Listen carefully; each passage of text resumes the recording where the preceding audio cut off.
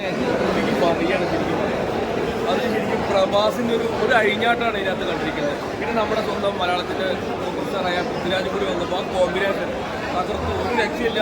Second പാർട്ടിന് വേണ്ടി waiting ആണ്. ഈ എല്ലാ റെക്കോർഡും നോക്കി ഉറപ്പാണ്. അപ്പം നേര് ഗംഭീരമാണല്ലോ. അതിൽ നമുക്ക് സംശയമില്ല. നമ്മുടെ മലയാളത്തിൽ ഇപ്പോൾ ഈ ഇന്നലെ ഇറങ്ങിയ ഇന്ന് പൃഥ്വിരാജിൻ്റെ പ്രഭാസിൻ്റെ സലാർ കൂടി വന്നപ്പോൾ തിയേറ്ററുകളിലും ഇറങ്ങി ഒഴുകാൻ ക്രിസ്മസ് തൂക്കുന്ന ആരാ, നേരാണോ സലാറാണോ?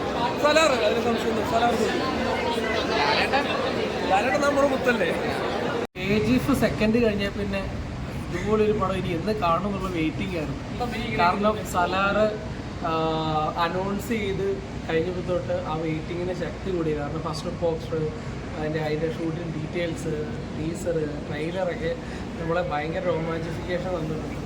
സലാർ ഇന്ന് കണ്ടപ്പോൾ എനിക്ക് തോന്നിയത് ഈ പ്രശാന്ത് നീൽ എന്ന് പറഞ്ഞൊരു ഡയറക്ടർ ഇന്ത്യയിൽ ചെയ്തു വെച്ചേക്കുന്ന ഒരു ഗോൾഡൻ മൊമെൻ്റ് ഉണ്ട്. അതാണ് KGF. ഇനി അത് ഫസ്റ്റ് തന്നെ പുള്ളി ചെയ്തു. ഇനി അതിൻ്റെ മുകളിലോട്ടൊരു പടം എടുത്തു വെക്കുക എന്നുള്ള ഭയങ്കര കഷ്ടമാണ്.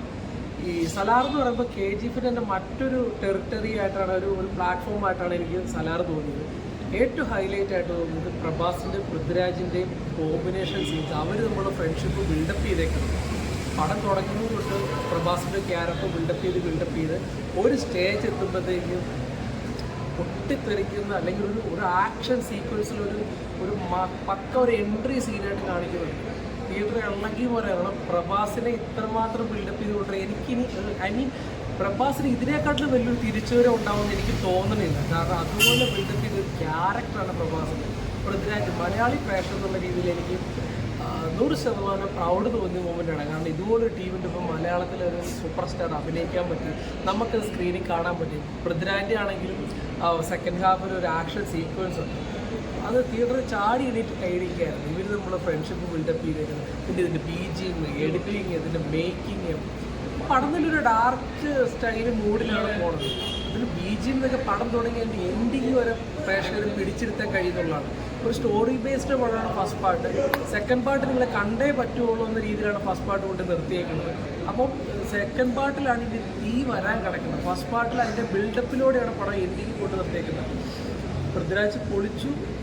പ്രഭാസ് ഇതിനേക്കാളും നല്ലൊരു സിനിമ ഇനി ഉണ്ടാവുമെന്നും അറിയത്തില്ല. പക്ഷെ അതുപോലെ ചെയ്യാവുന്ന പറ്റുന്നതിന് മാക്സിമം ചെയ്തിട്ടുണ്ട്. പ്രശാന്തിൽ പ്രഭാസിനെ പൃഥ്വിരാജിനെ അഴിച്ചുവിട്ടേക്കാണ്. തിയേറ്റർ വാച്ചുകൾ പടം തന്നെയാണ്. മസ്റ്റ് വാച്ചാണ് തിയേറ്ററിൽ തന്നെ വന്ന് വാച്ച് ചെയ്യണം. അപ്പോഴേ അതിൻ്റെ ഒരു വൈബ് മനസ്സിലാവുള്ളൂ. KGFന് സലാറിന് തരാൻ പറ്റുന്ന മാത്രമായിട്ടുള്ള കുറേ കാര്യങ്ങൾ ഉണ്ട് ഈ രണ്ട് പടങ്ങൾ. അത് നിങ്ങൾ തിയേറ്റർ എക്സ്പീരിയൻസ് ചെയ്താലേ കിട്ടുള്ളൂ. ഇവിടെ തിയേറ്ററിൽ തന്നെ വന്ന് വാച്ച് ചെയ്യും. സൂപ്പർ പ്രഭാസ് അണ്ണൻ്റെ പടമാണ്. രാജേട്ടൻ നമുക്ക് വളരെ ഇമ്പോർട്ടൻ്റ് ആണ്. മലയാളികളുടെ സ്വകാര്യ അഹങ്കാരമാണ്. രാജേട്ടനെ പൃഥ്വിരാജ് ഒരു പാൻ ഇന്ത്യൻ സ്റ്റാറോ പാൻ വേൾഡ് വിളിച്ച് ടാർഗറ്റ് ചെയ്യുന്ന പ്രഭാസിന് വളരെ ഇമ്പോർട്ടൻറ്റ് ഫിലിമാണ്. പടം നന്നായിട്ട് വരികയാണെങ്കിൽ ജയിലറിൻ്റെ ലിയോയുടെ എല്ലാ റെക്കോർഡും പൊട്ടിക്കും. US ഏറ്റവും വലിയ ഹിറ്റായിരിക്കും. ഒരാൾ വിജയിക്കട്ടെ. ആകെ ഒരു നെഗറ്റീവ് വന്ന് കുറച്ച് വയലൻസ് ഉണ്ട്.